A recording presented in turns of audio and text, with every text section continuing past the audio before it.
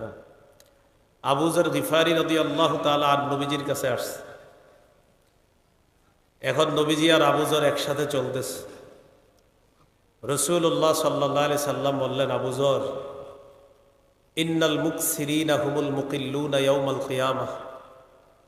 দুনিয়াতে বেশি সম্পদশালীরা আখিরাতে সওয়াবে একদম কম হবে।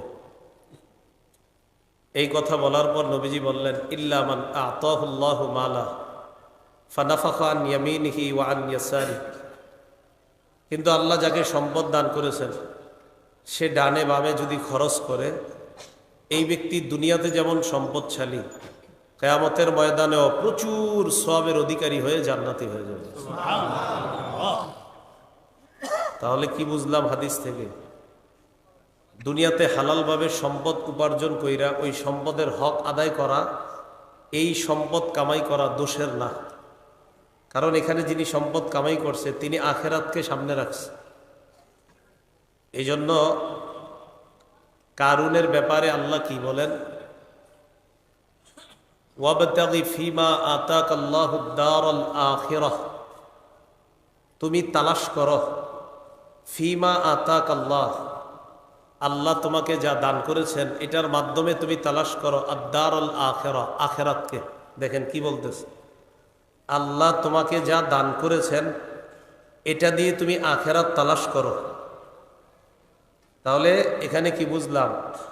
আল্লাহ আপনাকে সম্পদ দান করলে যদি আপনি এটা দিয়ে আখিরাত তালাশ করেন, এর মানে আপনি যাকাত দিতে হবে, সদকা করতে হবে, আত্মীয়দের সম্পর্ক বজায় রাখতে হবে, তাদের হক আদায় করতে হবে। তাহলে আপনি এই দুনিয়ার সম্পদ দিয়েও আপনি আখিরাত কামাই করতে পারবেন। আর আপনাকে তো বলে নাই সব দিয়ে দিতে। আল্লাহ তো বলছে, ওয়ালা তানসা নাসিবাকা মিনাদ দুনিয়া ওয়া আহসিন কামা আহসানাল্লাহু ইলাইক। আল্লাহ তোমাকে যে অনুগ্রহ করেছেন তুমিও অন্যদেরকে অনুগ্রহ করো। আমরা যে বিষয়টা শিখলাম এখান থেকে, দুনিয়া ইকু দিয়েন না। কোনো মাহফিলে ইকু চললে আমি ওই মাহফিলের শ্রোতাও হইতাম না জীবনেও। আর আমি জিন্দিগিতে গেছি সম্ভবত একটা মাহফিল বা দুইটা মাহফিলে, ছাত্র জীবন, আর জীবনে আমি মাহফিলে যাইনি। ইকু দিয়েন না। তো আল্লাহ পাক রব্বুল আলামিন বলেন, ওয়াবতাগি ফিমা আতাকাল্লাহুদ দারাল আখিরাহ। আল্লাহ তোমাকে যে সম্পদ দান করেছেন এটার মাধ্যমে তুমি আখেরাত কামনা করো, আখেরাত চাও।